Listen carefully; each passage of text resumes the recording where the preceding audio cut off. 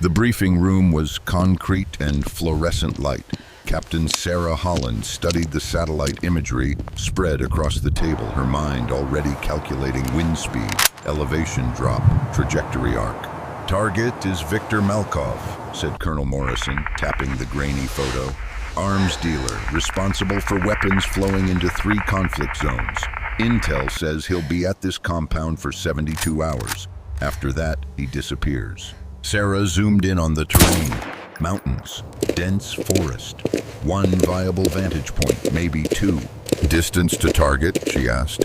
1,200 meters from the primary position, 1,500 from secondary. "Doable. Difficult, but doable. I'll need a spotter." "Already assigned, Staff Sergeant Emily Chen. She's waiting outside." Sarah looked up. "I don't know her." "You will. Best spotter in the regiment. Sharp eyes, sharper instincts." Morrison slid another file across.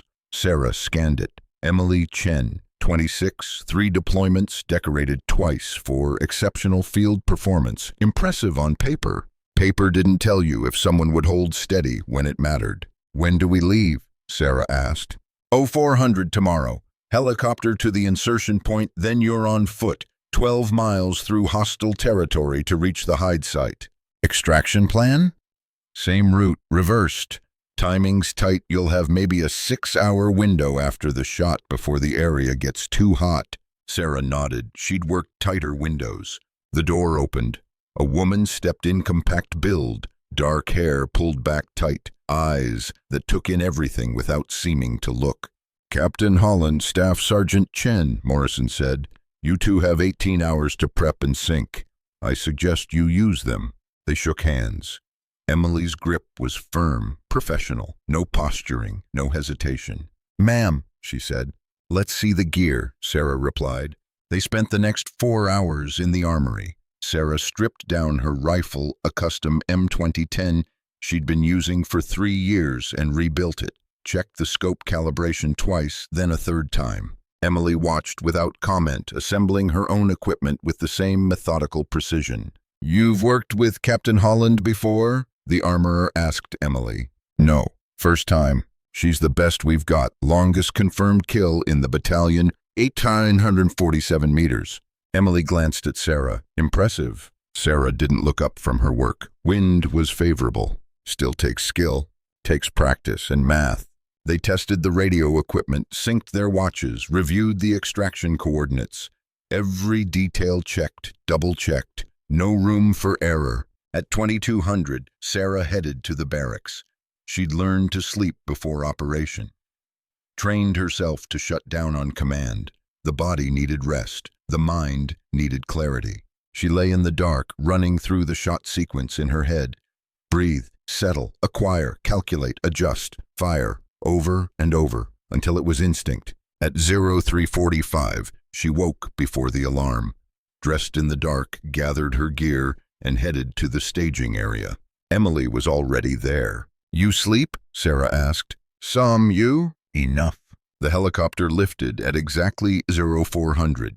They sat in silence, the rotors too loud for conversation. Sarah watched the landscape blur below civilization, giving way to wilderness, order dissolving into chaos. The insertion point was a clearing 40 minutes out. They fast-roped down, gear heavy on their backs, and the helicopter vanished into the pre-dawn sky. Then silence. Emily checked her compass. "Bearing 47, 12 miles. Sarah nodded. They moved out. The terrain was brutal. Steep grades, loose rock, vegetation thick enough to slow every step. They moved in tactical silence, Emily on point with the GPS, Sarah covering their 6. By 0900, they'd covered 4 miles. Sarah called for a water break. They crouched in a depression, invisible from any angle. Emily pulled out the satellite map. "We're here," she said quietly, pointing. "Hide site is here, 8 miles, but the last 3 are exposed ridge. We'll need to wait for dark." "Agreed. We'll hole up at this elevation until 1800, then push through." Emily studied her face. "You always this cautious?" "I'm always this alive." A flicker of a smile. "Fair point." They settled in to wait. Sarah pulled out an energy bar, ate mechanically. Fuel, not food. "How long you been doing this?" Emily asked. Sniper, 6 years. Military, 8. What'd you do before? Engineering degree. Worked in aerospace for 2 years. Sarah took a drink of water. Hated it. Too many meetings, not enough solving actual problems. So you joined the army. Seemed like a good idea at the time. Still think so? Sarah considered it. Most days. You? College dropout, Emily said. Couldn't afford to finish. Enlisted at 20. Found out I was good at this. At spotting? At seeing things other people miss. At staying calm when everything's going to hell. Sarah nodded. Those were the skills that mattered. They waited through the heat of the day, taking turns on watch. The forest was alive with soundbirds, insects, wind through leaves. Sarah filtered it all, listening for the sounds that didn't belong. Nothing. At 17:30, they prepped to move. The sun was dropping toward the horizon, shadows lengthening. Last stretch, Emily said. Stay sharp. They pushed through the remaining miles as darkness fell. The ridge was exposed, just like the map had showed no cover, nowhere to hide if they were spotted. They crossed it in 40 minutes that felt like hours. The hide site was a rocky outcrop overlooking the valley. Perfect sightline to the compound below, natural concealment, multiple escape routes. Sarah set up the rifle while Emily established the spotting position. They worked in sync, no wasted movement. By 2100, they were set. Distance to target building, Sarah asked. Emily checked through the rangefinder. 1,247 meters. Wind, 3 knots from the east. Temperature dropping should stabilize around 48 degrees. Sarah made the calculations, adjusted the scope, settled into position. Then they waited. The compound was quiet. Lights in a few buildings, guards patrolling the perimeter. No sign of the target. He's expected tomorrow afternoon, Emily said softly. Intel says between 1400 and 1600. 14 hours. They'd be here 14 hours, motionless, silent, waiting. Sarah had done longer. At midnight, Emily tapped her shoulder. I'll take watch. You sleep. Sarah hesitated. She didn't know this woman. Didn't know if she could trust her to stay alert, stay focused. But she had to sleep. The shot would require complete control, and that meant rest. Wake me in 4 hours, she said. She closed her eyes and let herself drift. Not deep sleep, combat sleep, where part of the brain stayed vigilant. She'd learned it in her second deployment after 3 days with no rest had nearly gotten her killed. Emily woke her at exactly 400. Anything? Sarah asked. Guard change at 0200, otherwise quiet. They switched positions. Emily curled up in her sleeping bag while Sarah watched the compound through the scope. The world reduced to that circle of vision. Buildings, guards, shadows. At 0630, the compound started waking. Lights came on. People moved. Sarah tracked each person, cataloging patterns. Emily stirred at 0800.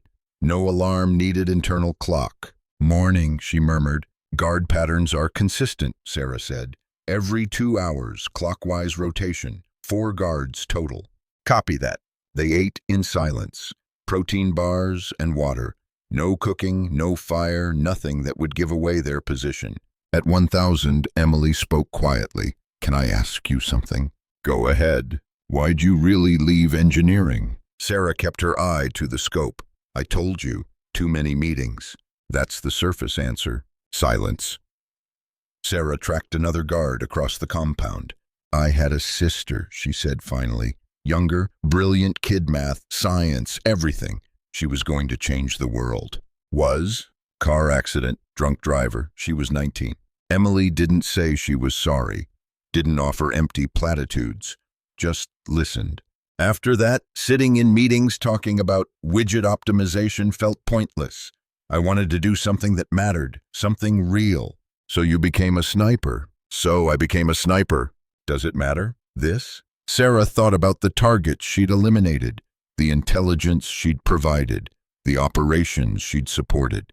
Yes, she said, it does. At 13:45, a convoy arrived at the compound. We've got movement, Sarah said. Emily was on the spotting scope immediately. 3 vehicles, SUVs, armed escort. They watched as the convoy pulled through the gates. Men emerged security first, sweeping the area. Then a figure in a dark coat. "That's him," Emily said. "Victor Malkoff, confirming identity. Yes, positive ID."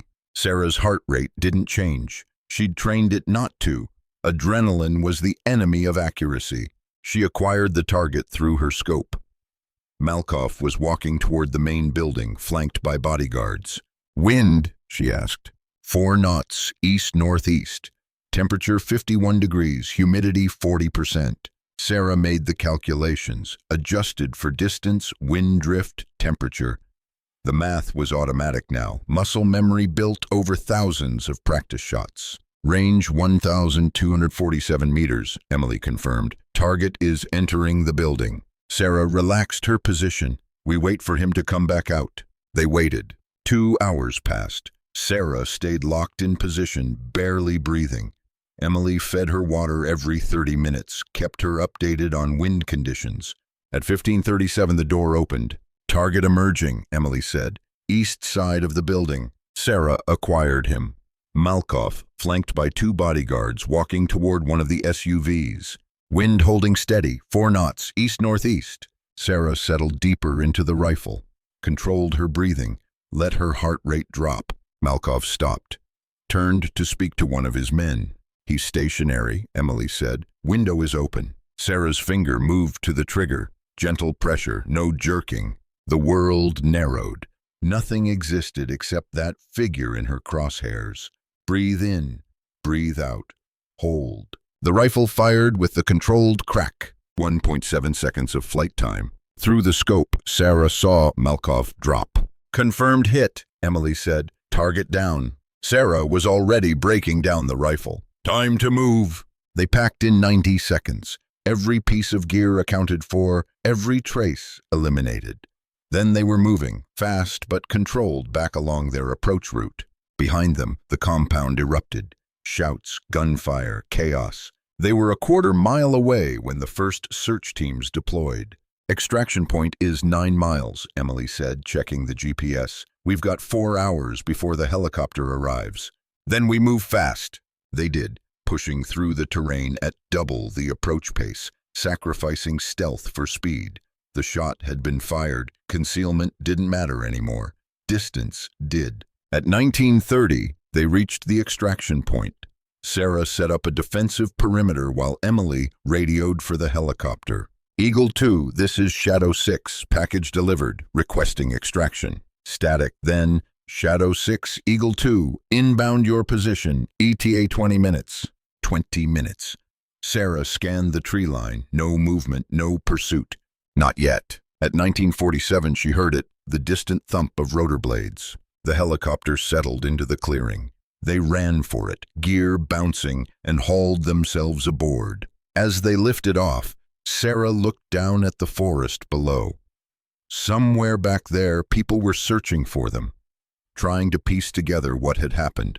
They wouldn't find anything. "Nice work," Emily said over the headset. Sarah nodded. "You too." It was true. Emily had been steady, precise, exactly what a spotter needed to be. No hesitation, no mistakes. Back at base, Morrison was waiting. "Confirmed kill," he said. "Good work, both of you." "Thank you, sir." "Debrief at 0800 tomorrow. Get some rest." Sarah headed to the barracks, stripped off her gear, showered, lay down in the dark. The shot played back in her mind. Perfect conditions. Perfect execution, the way it was supposed to be. She was asleep in minutes. 2 weeks later, Morrison called her in again. "Got another one," he said. "Similar profile, different location." Sarah looked at the file. Different target, different terrain, same level of difficulty. "When?" 4 days. I want Chen as your spotter again." "Why?" "Because you two work well together. The operation was flawless. Why mess with success?" Sarah thought about it. Emily had been good, better than good. Professional, competent, calm under pressure. "All right," she said. They prepped the same way. Methodical, thorough, every detail checked. By the second operation, they'd developed a rhythm. Sarah handled the ballistics. Emily managed the environmental factors. Minimal communication, maximum efficiency. The second shot was harder. Longer range, worse weather, shorter window. They made it anyway. Third operation, fourth, fifth. Over 6 months, they ran 8 missions together.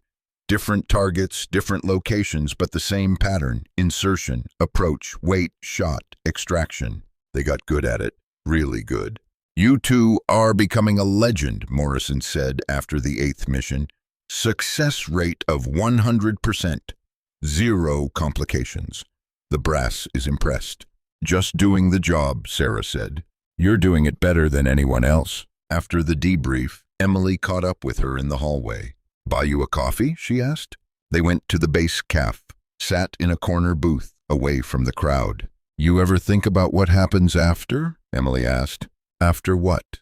"After this, after the deployments end. What do you do with skills like ours in civilian life?" Sarah stirred her coffee. "I try not to think about it." "Why not?" "Because there's no good answer. We're specialized for something the world needs but doesn't want to acknowledge. When this ends, we become what? Security consultants, mercenaries. Or we find something else, retrain, start over." "You want to start over?" Emily looked out the window. "I don't know. Some days I think this is the only thing I'm good at. Other days I think there has to be more." Sarah understood that. The duality of it being excellent at something that isolated you from normal life.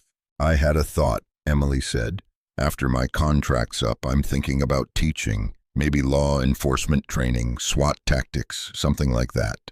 "You'd be good at it." "Yeah. You're patient. You see details. Those are teaching skills."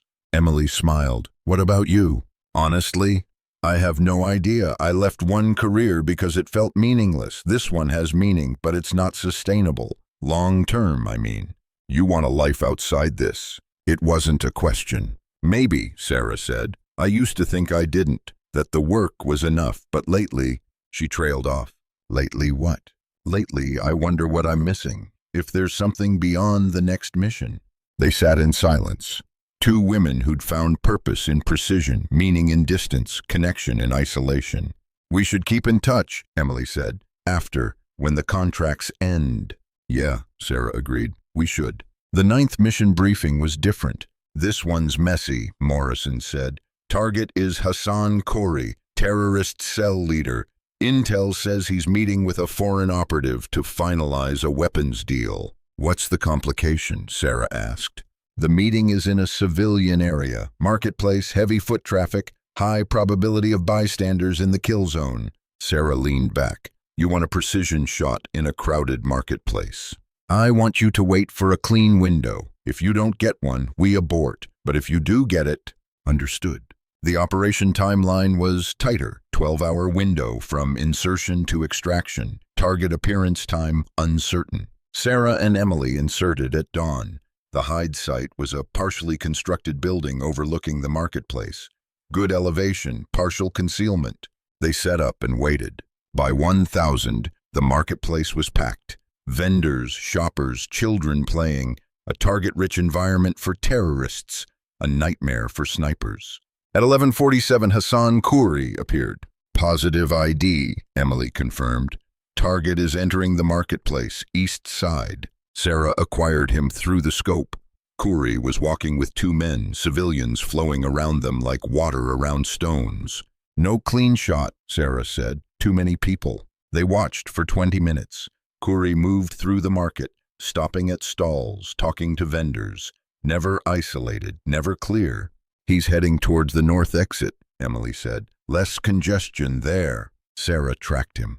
The crowd was thinning as Khoury approached the edge of the market. Wind, 3 knots southwest, temperature 62, humidity 35%. Khoury stopped, turned to speak to his companions. For 3 seconds he was clear. Sarah fired. Through the scope, she saw him fall. Clean hit, no bystanders.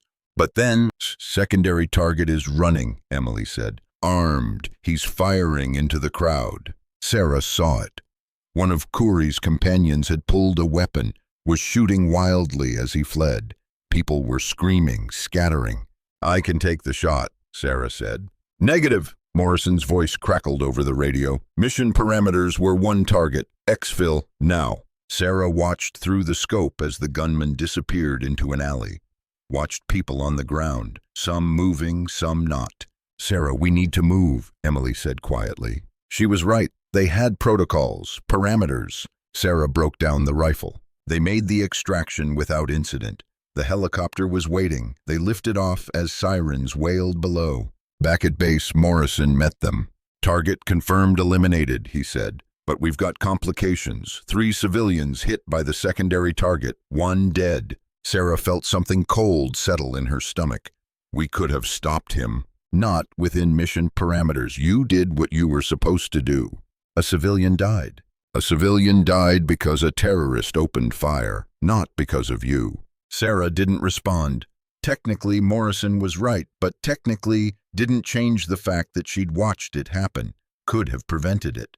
Didn't. In the debrief, she was clinical, professional, answered every question with precision.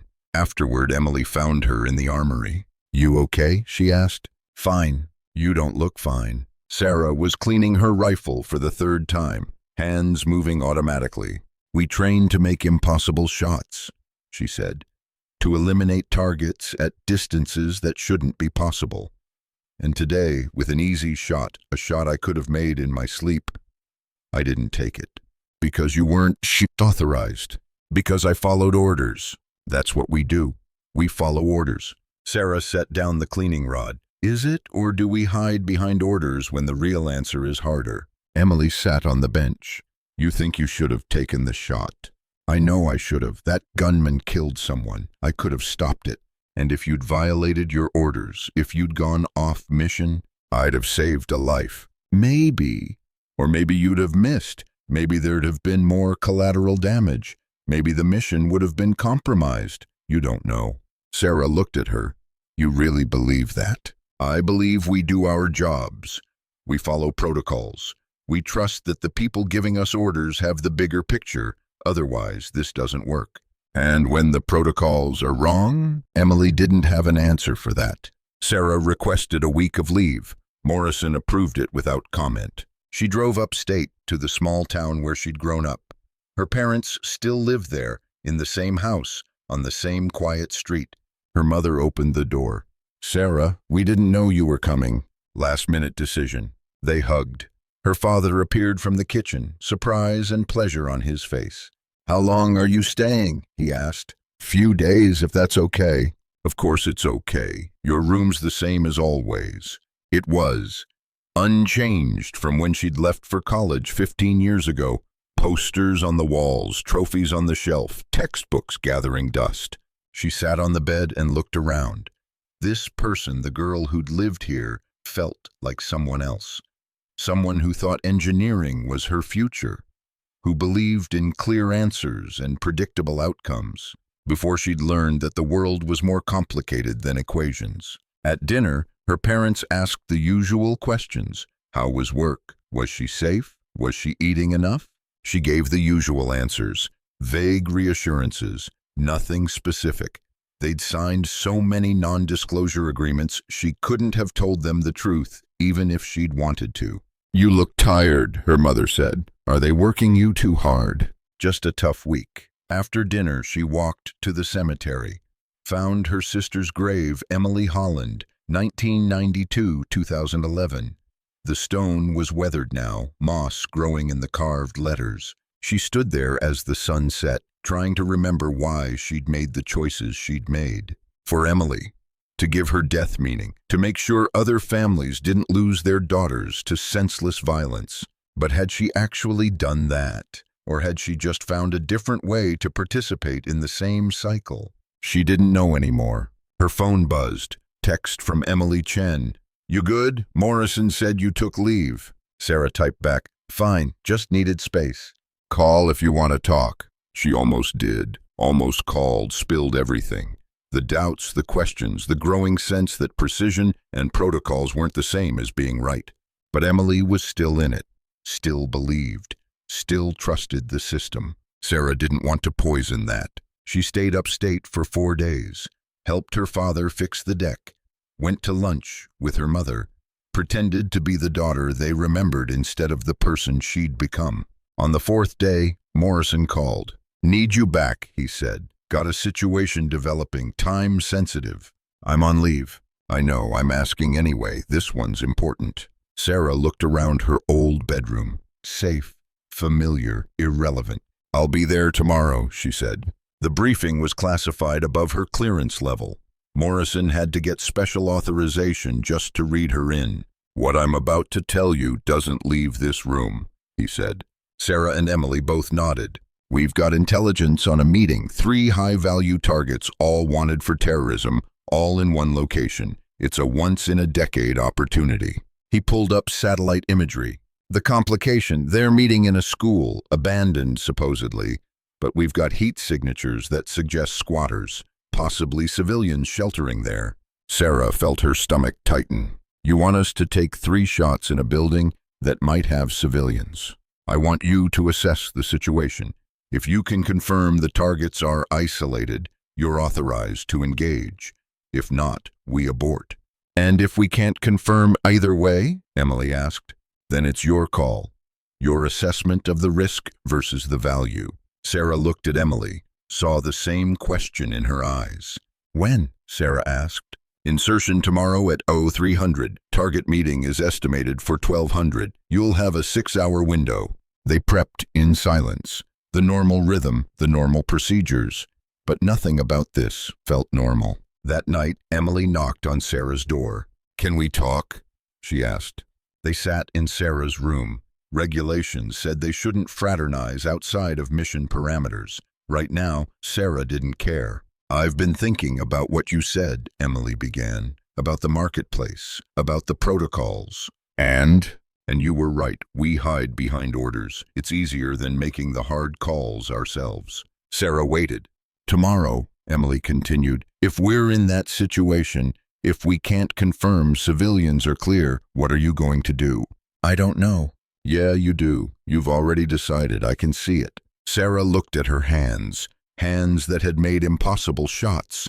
Hands that had eliminated targets at distances that seemed fictional. If I can't confirm it's clear, she said slowly, I won't take the shot. Even if those targets kill people later. Even if this is our only chance. Even then, I won't risk civilians. Not again. Emily nodded. Okay. You disagree. No, I think you're right. I just wanted to know where you stood. Where do you stand? Emily was quiet for a long moment. Same place, I think. I used to believe the math was simple 3 terrorists versus unknown civilians. The numbers work out. But it's not that simple. No, it's not. They sat in silence. Whatever happens tomorrow, Emily said, we're in it together. You make the call, I'll back it. That could cost you your career. Some things matter more. Sarah felt something shift. Not just respect for Emily as a spotter, but connection, trust, the sense that they were standing on the same ground. Thank you, she said. Emily smiled. Get some sleep. Tomorrow's going to be a long day. The insertion was smooth. They reached the Hyde City derelict factory overlooking the school B0800. Through the scope, Sarah could see the school clearly. 3-story building, partially collapsed roof, broken windows. I'm seeing heat signatures, Emily said, checking the thermal scope. Ground floor, east wing, at least 4 people. Civilians or targets? Can't tell from this distance. They waited. At 10:30, a vehicle arrived. 3 men emerged. Positive IDs, Emily confirmed, all 3 targets. Sarah watched as they entered the school through the main entrance. They're heading to the 2nd floor, west wing. Sarah tracked them through the windows. They settled into what looked like a classroom. Ground floor signatures are still present, Emily said. East wing, no movement. Sarah did the math. The targets were isolated on the 2nd floor. The civilians, if that's what they were on the 1st floor, opposite wing, separate sections, separate blast zones if something went wrong. Wind? She asked. 2 knots north, temperature 55, clear conditions. Sarah settled into position. Through the scope, she could see all 3 targets. They were sitting at desks, documents spread between them. Meeting, planning. Whatever they were doing, it would lead to more violence, more deaths. She knew that, believed it. Her finger rested on the trigger. And then movement. Through a broken window on the 1st floor, a child, maybe 10 years old, appearing in the frame for just a moment before disappearing back into the darkness. "Did you see that?" Emily asked quietly. "I saw it." Civilian confirmed, child confirmed. Different wing, different floor. No direct danger from the shot. But if something went wrong, if one of the targets had explosives, if there was return fire, if the building was less stable than it looked. "What are you thinking?" Emily asked. Sarah breathed slowly, in, out. She thought about the marketplace, about the gunman she could have stopped, about the person who died because she'd followed protocols. She thought about her sister, about the drunk driver who'd killed her, about all the decisions that led to that moment. She thought about the child she'd just seen, about what kind of world that child would grow up in if people like these targets kept operating, about what kind of world it would be if people like Sarah stopped caring about collateral damage. "I'm thinking," she said slowly, "that I won't take this shot." Silence. "You're sure?" Emily asked. "I'm sure." Emily keyed the radio. Overwatch to command. No clean shot. Civilian presence confirmed. Recommending abort. Static. Then Morrison's voice. "Overwatch command. You are authorized to assess and engage, if viable." Negative command. "Assessment is that engagement risks civilian casualties. We're aborting." Longer silence. "Copy that, Overwatch. Exfil when ready." Sarah started breaking down the rifle. Her hands were steady. Emily was watching her. "You okay?" "Yeah, I am." That was the right call. "I know." They packed up and moved to the extraction point. The helicopter was early. They loaded in and lifted off. Below, the school grew smaller. The targets were still there, still planning, still dangerous. But the child was still alive too. That mattered. The debrief was tense. "You had the shot," Morrison said. "Thermal showed clear separation between targets and civilians." "Thermal showed heat signatures," Sarah corrected. "Not clear separation. The building was unstable if it had collapsed." "That's speculation." "It's risk assessment, which is what we're trained to do." Morrison leaned back. "The brass isn't happy. 3 HVTs in one location. We won't get that opportunity again." "Then they should have sent a team, not 2 snipers with a judgment call." Emily spoke up. "Sir, Captain Holland made the right decision. The risk to civilians was unacceptable." Morrison looked between them. "You both stand by this?" "Yes, sir," they said in unison. He sighed. "All right, I'll pass that up the chain. But understand there will be consequences. This isn't how the game is played." "With respect, sir," Sarah said, "maybe the game needs different rules." After the debrief, Sarah headed to her quarters. She was probably done. Court-martialed, discharged, reputation destroyed. Strangely, she felt okay about it. Emily caught up with her in the hallway. "That was brave, what you said." "It was honest." "Same thing sometimes." They walked in silence for a moment. "I've been thinking," Emily said, about teaching. "I think I'm going to do it." "Yeah? Yeah. I'm good at this, at being a spotter, at the tactical work. But I want to be good at something else, too. Something that builds instead of eliminates." Sarah nodded. "That makes sense." "What about you? What comes next?" Sarah thought about it. The engineering career she'd abandoned, the military career that was probably ending, the sister she'd lost and tried to honor in all the wrong ways. "I don't know," she said honestly, "but I think I need to figure it out. Need to find something that matters without," she gestured vaguely, "without all this." "You'll figure it out. You're good at solving problems." "This kind of problem doesn't have equations." "Then you'll learn a new kind of math." They reached Sarah's door. Emily held out her hand. "Whatever happens," she said, "it's been an honor working with you." Sarah shook it. "Same. Thank you for backing me. On the abort. You made the right call. I just supported it." After Emily left, Sarah sat on her bunk and pulled out her phone. Scrolled through her contacts to a number she hadn't called in months. Her mother answered on the second ring. "Sarah, is everything okay?" "Yeah, Mom. Everything's yeah. I just wanted to call." "Oh, well, that's nice, honey. Your father and I were just talking about you." They talked for an hour, about nothing important, about her parents' garden, about the neighbors, about the weather. Normal things, life things. It felt good. The review board convened 3 days later. Sarah sat across from 5 officers, her service record spread between them. "Captain Holland," the presiding officer began, "you aborted a mission against 3 high-value targets based on potential civilian risk." "Yes, sir. The targets have since relocated. Intelligence suggests we won't have another opportunity." "I understand, sir." "Help me understand your decision." The thermal imaging showed the civilians in a separate wing.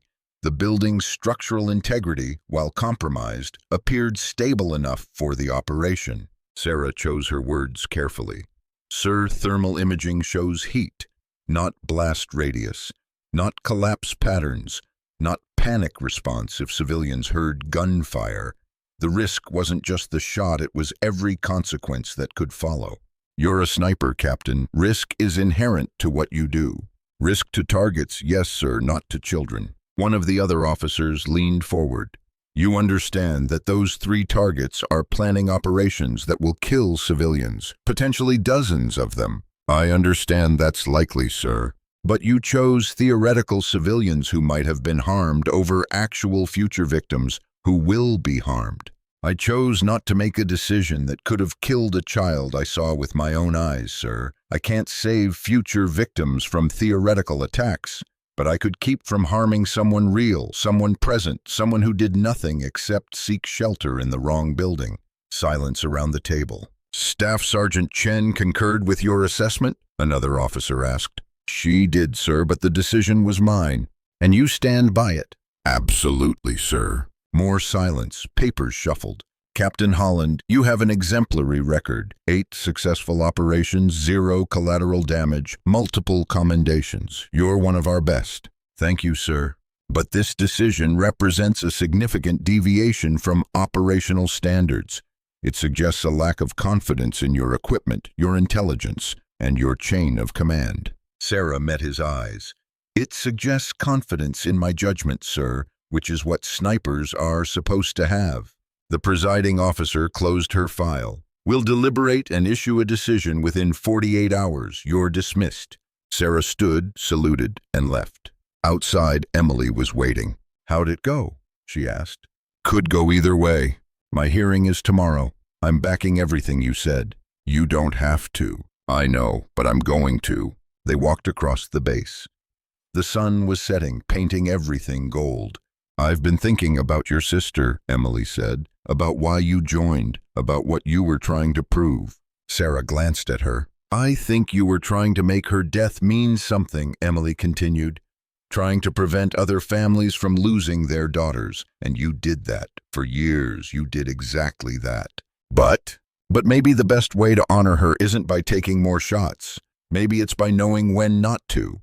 Sarah thought about that, about her sister. Brilliant, kind, gone too soon. What would Emily Holland have wanted her big sister to become? A killer with perfect aim, or someone who valued life enough to walk away when the math didn't work? "She would have liked you," Sarah said.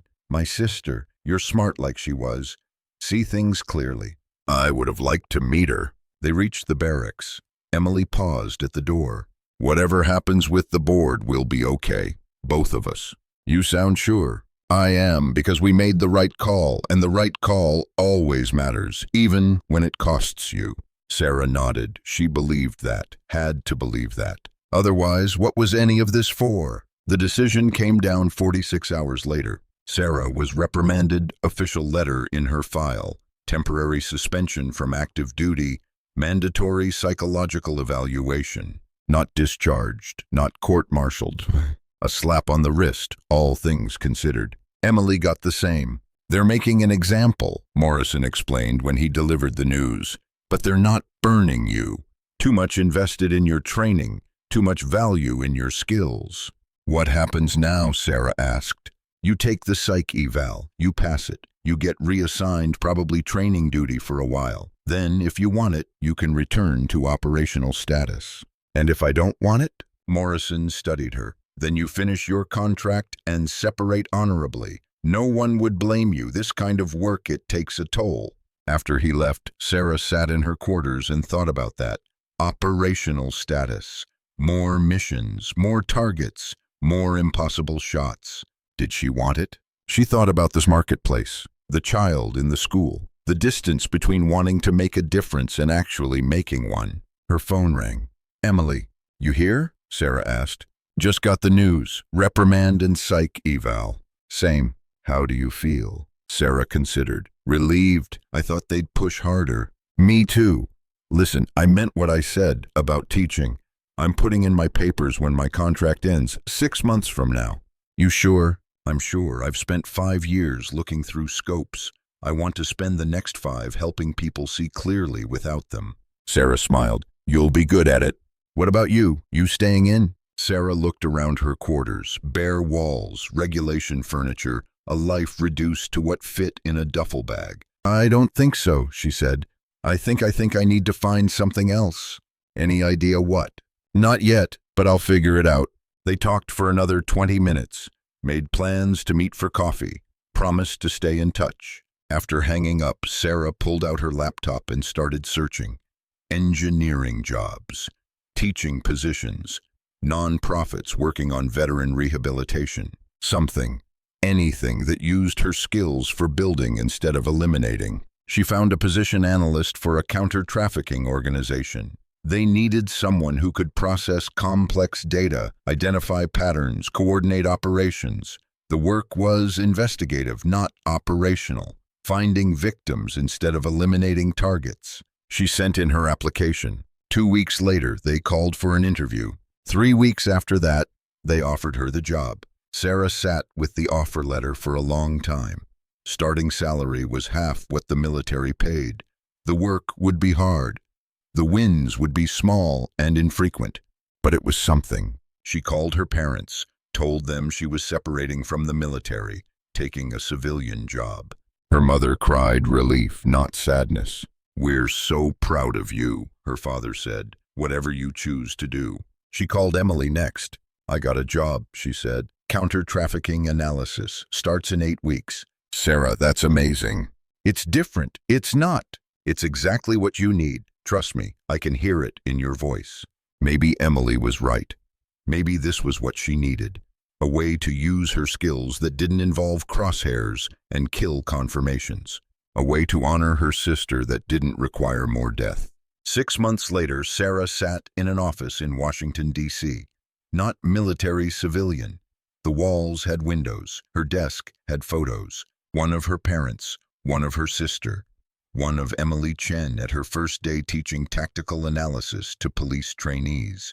On her monitor, data streamed from a dozen sources. Shipping manifests, border crossings, financial transactions, patterns emerging from chaos the same way they always had. But now, when she found patterns, she built cases, coordinated with law enforcement, helped recover victims. Last month, her analysis had led to breaking up a trafficking ring. 12 victims recovered, 3 arrested. It wasn't perfect. Some of the perpetrators had escaped. Some victims couldn't be identified, but it was something. Her phone rang. "Emily, how's civilian life?" her friend asked. "Different, good different. You?" "Teaching a class on tactical awareness right now. These cops have no idea how to assess terrain. It's terrifying and hilarious." Sarah laughed. "You love it." "I really do. Who knew?" They talked about their lives, Emily's students, Sarah's casework, the mundane details that made up a life. "You ever miss it?" Emily asked. "The missions?" Sarah thought about it honestly. "Sometimes. The clarity of it, the precision. But then I remember the marketplace, the school, the shots I didn't take. And I'm glad I didn't. I'm glad I'm here instead." "Me too, for both of us." After they hung up, Sarah turned back to her monitors. New data coming in, unusual travel pattern, possible trafficking indicator. She pulled up the analysis tools and started working. The math was the same, the patterns were the same, finding needles in haystacks, signal in noise. But the outcome was different. Instead of eliminating targets, she was finding victims. Instead of ending lives, she was saving them. Her sister would have liked that, would have approved of this equation. Distance wasn't always measured in meters. Sometimes it was measured in choices, in the gap between who you were and who you chose to become. Sarah had spent years mastering physical distance, calculating windage, elevation, ballistic drop, making impossible shots across impossible ranges. But the distance that mattered most was the one she'd crossed in that school. The space between the shot she could have taken and the shot she chose not to. That was the equation she'd finally solved. Not with math or protocols or precision, with judgment, with values, with the understanding that being able to do something didn't mean you should. Her computer pinged, new pattern identified, probable trafficking route through 3 states. Sarah started building the case. Call the field office, coordinate with border agents, trace the money. All the skills she'd learned as a sniper, patience, precision, seeing what others missed applied in a different way. Same distance, different target. And this time, when she took the shot, it would save lives instead of ending them. That was the difference. That was everything.